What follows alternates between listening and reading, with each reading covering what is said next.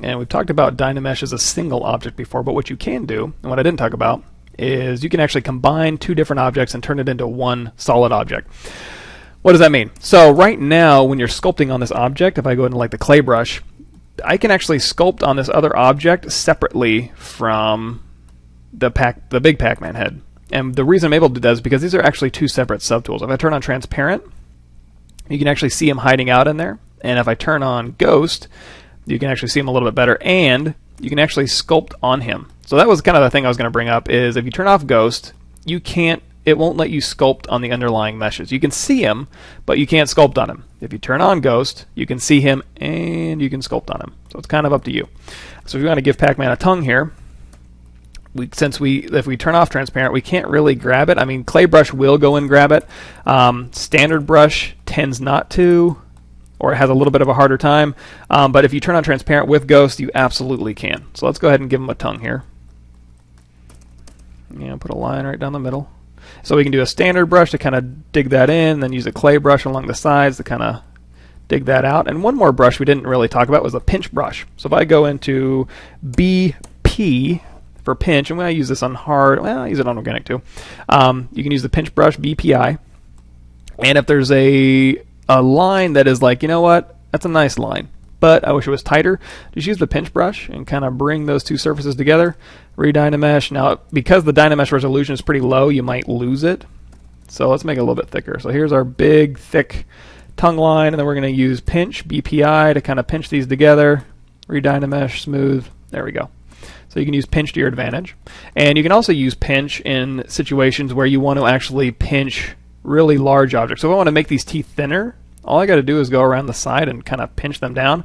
And generally, when human teeth, they have the big square teeth in the back and then pinch to the front. You can actually just use pinch to kind of thin out these front ones. Same thing with these ones, big square to kind of a pinched front. Now it's kind of grabbing his tongue a little bit, but that's okay. If we didn't want to, what's the other thing we learned? Masking. So I can mask his tongue out here, holding on control. And then we can go into the pinch brush, BPI, and then pinch this front tooth, pinch these front teeth, and then go out of transparency mode so we can kind of see how things are looking. They're okay. I'm going to hold down, go into standard mode and kind of knock those back a little bit. And then control drag again to Redynamesh, and there we go.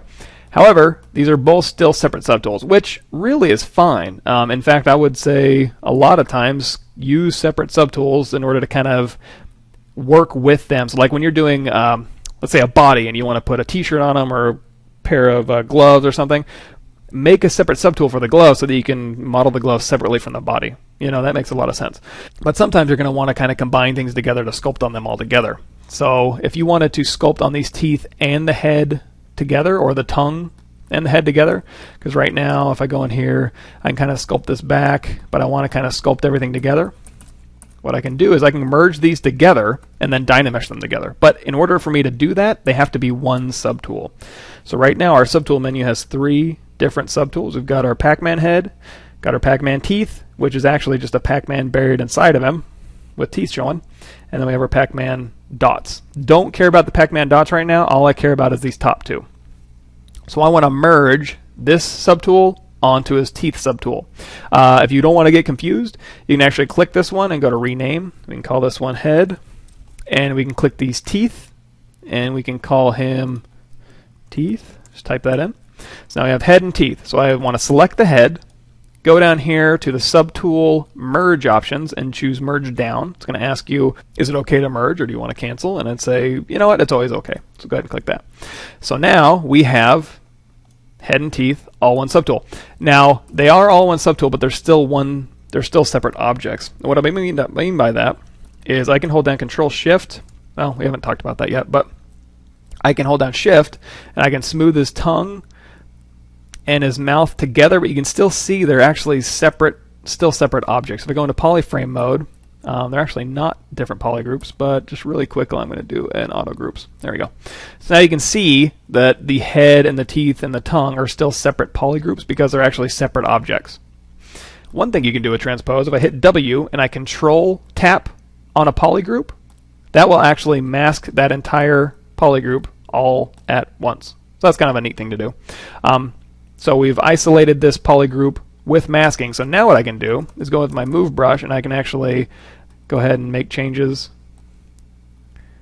to this, as well as go ahead and bring his tongue out here. Use standard brush to kind of knock these back in there. Turn off polyframe. Now I want to re-dynamesh this because I'm making some serious changes. However, when I do that, it dynameshed everything together. So let's talk a little bit more about Dynamesh. Sometimes this is a good thing. So like now what I can do is these are all one object now.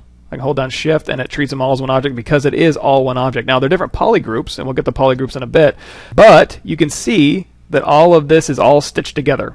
If I hit Control W, which basically just polygroups visible in this case, you can see that it's all one polygroup and these are all stitched together. Now if I undo that, back to where these were separate objects, and if you hold down Control Shift, if you tap something, you can actually just isolate that one polygroup. You're going to see these are still separate non-vert welded objects. As soon as I Control Drag, because I have Dynamesh on, it'll merge them all together. So let's use that to our advantage when we want to. So right now, I want to hit W, Control tap the green, and then go into a standard brush mode over here, and then smooth it out. Hold down Alt, and make sure that these are where I want it while they're separate subtools. And now when I'm happy with that, it's like, okay, you know what? I want to merge these all into one object as a Dynamesh. So go down here to Geometry, make sure Dynamesh is on, and because we had Dynamesh on for the original object, the object we merged it with is actually, it inherited the Dynamesh properties of that object, which will come in handy later on. So blur is off, project is off, and the resolution's at 128. If we want to bump this up, let's do 256, hit enter. And because we have Dynamesh selected, all we have to do is Control drag out here, and that'll Dynamesh everything together. Now these are still separate polygroups. However, if I hit Control Shift, it doesn't show me the whole object because there is no more whole object. This is a one single object now. So if I hit Control W, it'll make it all one polygroup, and we'll get to polygroups in a bit. And now if I hold Shift and smooth, it'll all smooth it as one single Dynamesh object here. So that's a little bit more Dynamesh now that we're getting comfortable. And now we can sculpt all of these things together. And just using a couple things we've learned so far, if we mask out the tongue here, so now we know how to mask, as well as, if we want to, we can Control tap in our document to invert, hit W, go ahead and anchor the tongue back here, move it out. Now we can mask and transpose our tongue. We can rotate if we want. And actually with the transpose line, if you hold down Alt, it'll actually do a couple of weird things that you can do. And when we get into organic sculpting and stuff, that'll be a little bit more relevant. But you can kind of use that to your advantage. So you can actually transpose that out. If you want to, you can use snake hook. You can kind of do some crazy tongue things here. And you can also do your inflate brush, which we've talked about. Smooth all this back. And of course this is just a Dynamesh. And if it looks like you're getting off axis a little bit, go back to your mirror and weld, and I would do this every once in a while, and make sure that Geometry, Modify Topology, Mirror and Weld across the X. There we go. So it looked like I was a little bit off. I just went ahead and mirrored and welded it back. And now, turn off Lazy Mouse. And, you can sculpt whatever you want with this little Pac-Man dude. So I'm going to go ahead and undo this all the way back to our solid Pac-Man here. Cool.